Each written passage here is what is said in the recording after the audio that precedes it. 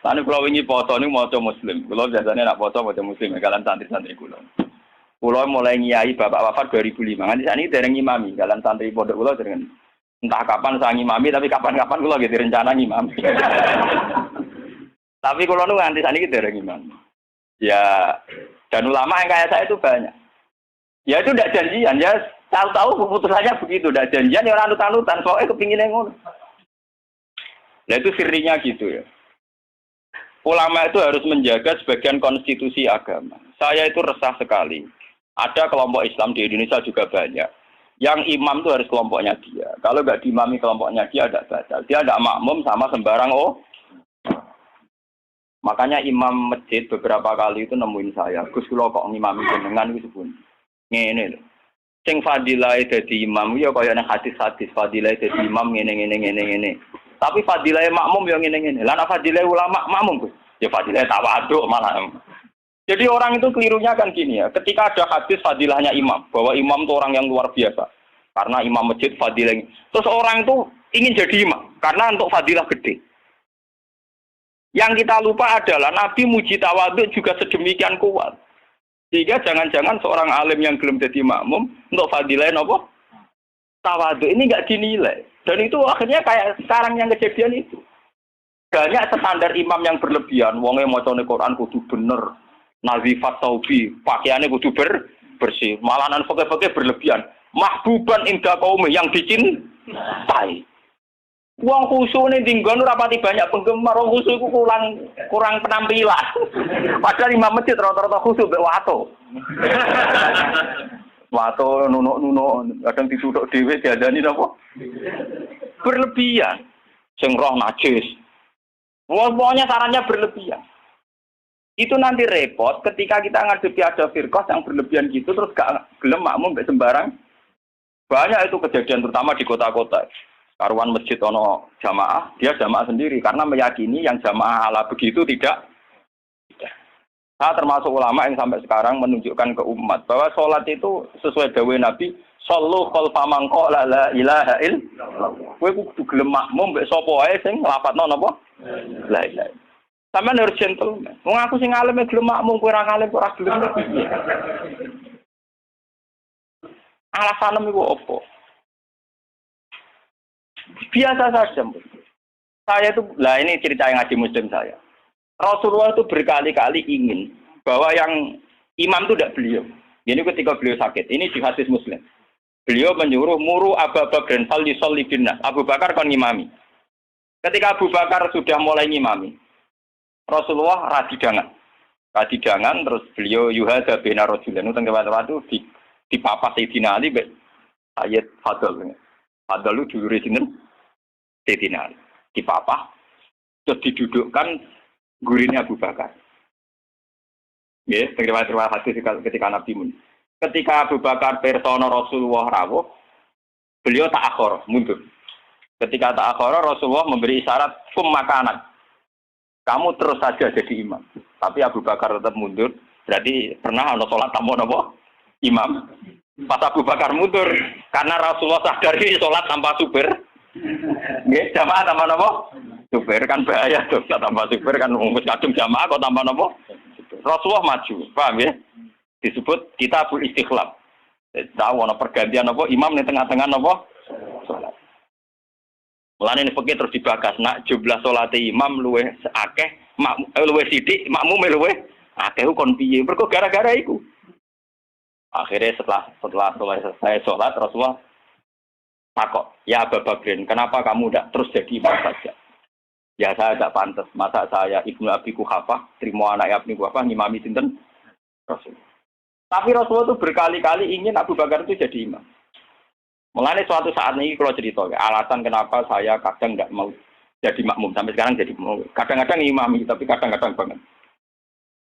Itu suatu saat Nabi di perjalanan, dan sampean roh dalile. Bahwa keinginan yang kayak saya itu ya kuat sekali berdasar hati.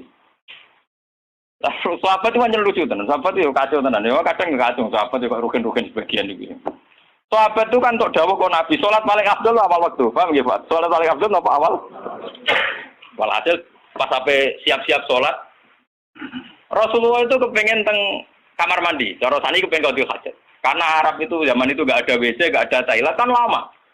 Kalau saya golek kebon sing akeh wite, teng bustan kebon sing akeh wite. Walhasil Nabi ku suwi. Waktu sudah menunjukkan pentingnya awal apa? Sahabat kan. Tinggal ya Rasulullah. Mungkin awal waktu ya ajaran di sini. Gitu kan. Iki hati itu kan. Si tinggal tenan Rasulullah. Mulane kula tambah yakin nek Rasulullah yen nabi tenan. Wong apik tenan. Kula nu yakin anu yakin tenan. Mungkin sampean tak cerita. Sing imam ini Abdurrahman bin Auf. Sinten Abdurrahman? Pun. Bareng salat lagi rakaat nggih, Pak.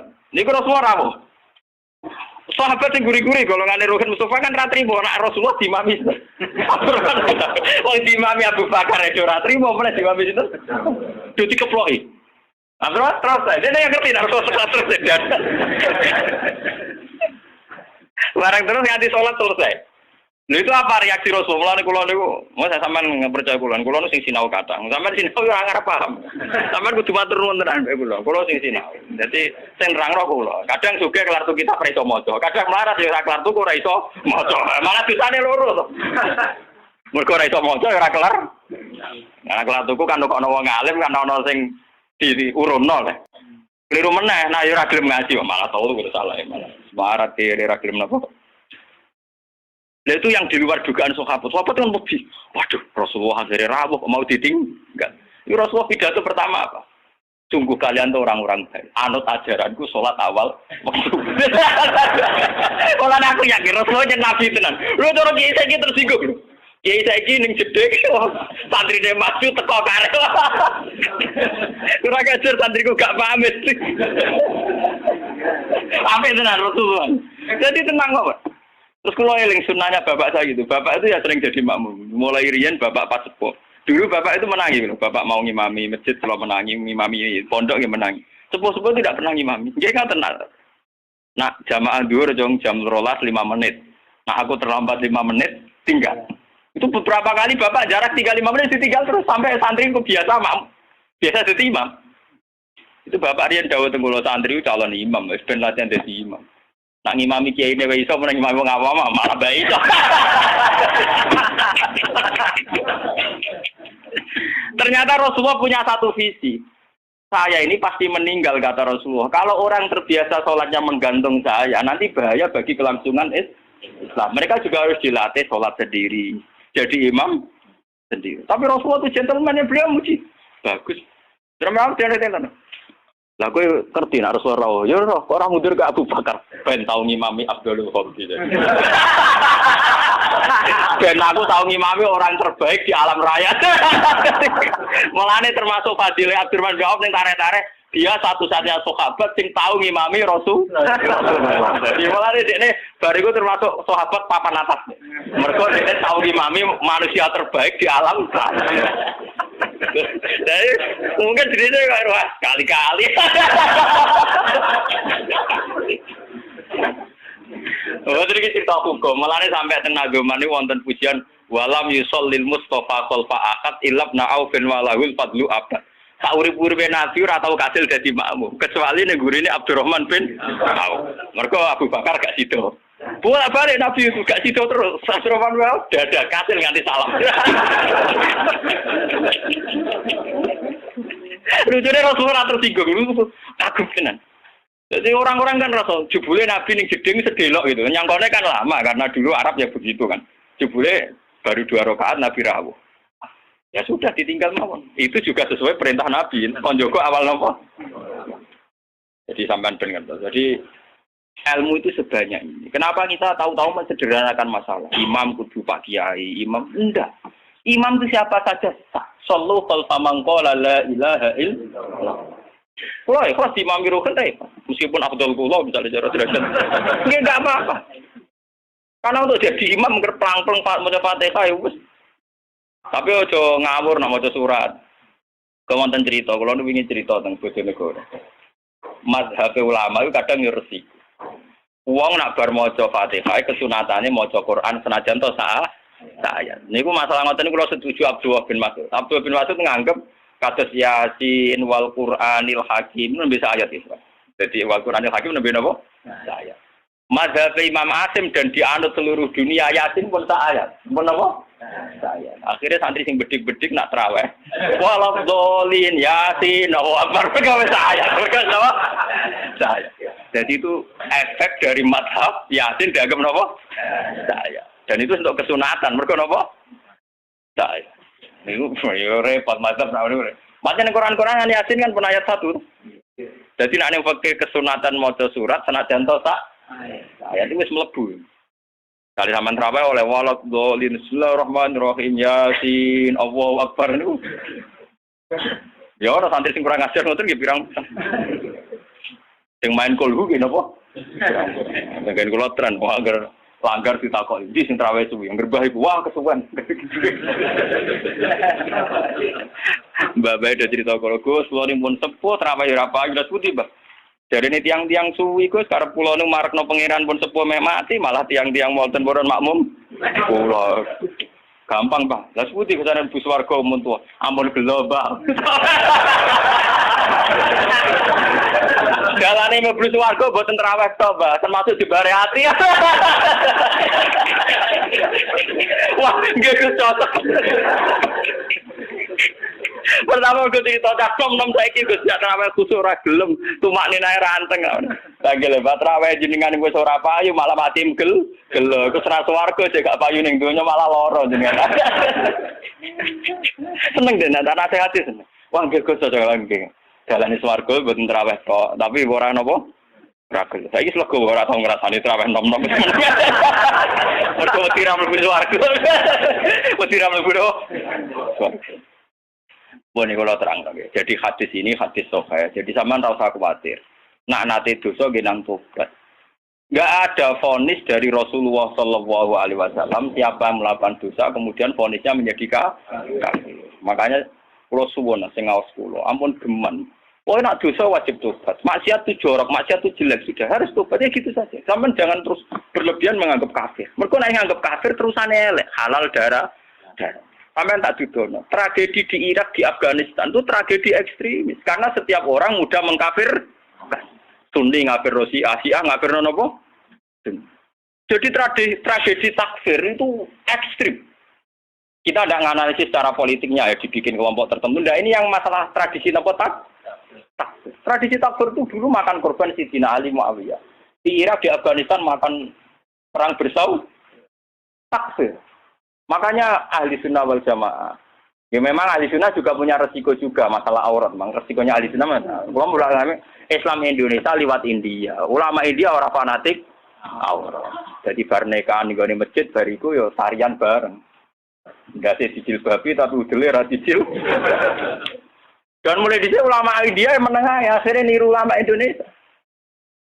Pas akatan yang ngundang kiai bariku ono konser dang.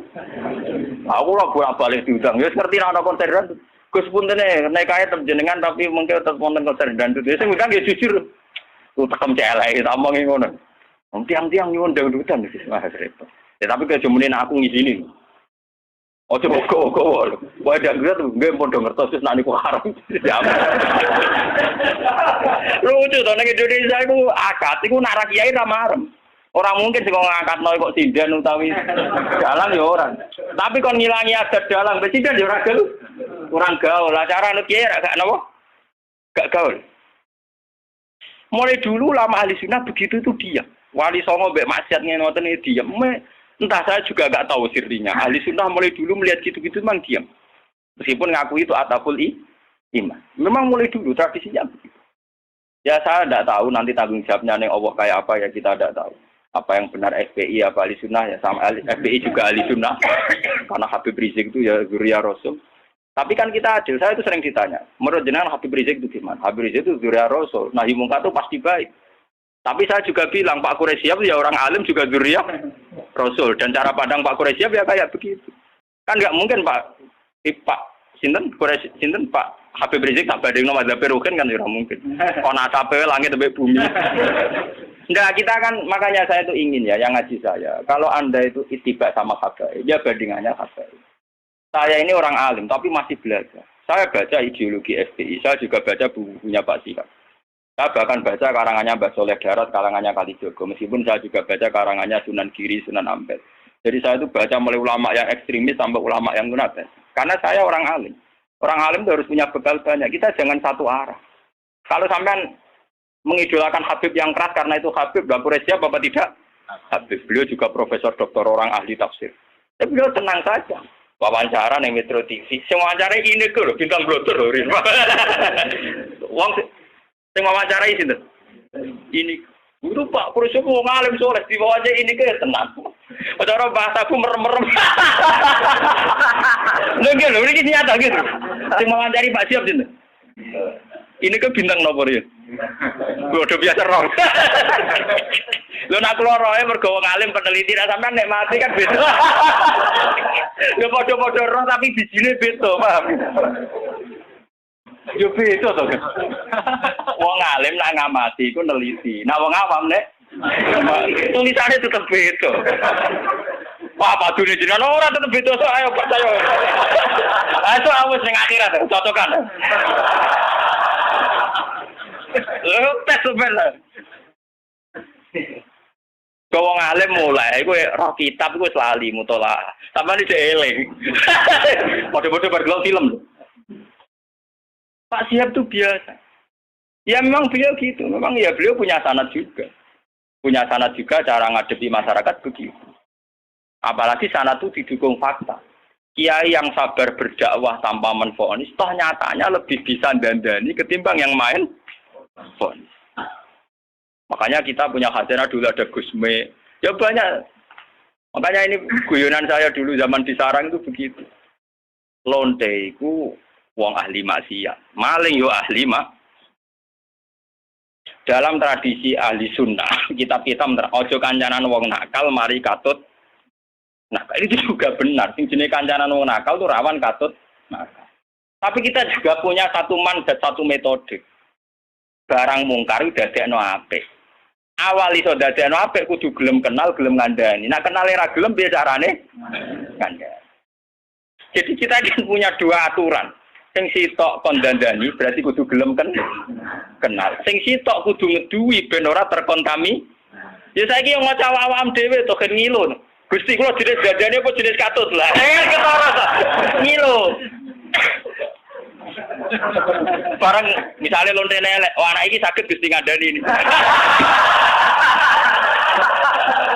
Lah ayo. Wah, boten sakit.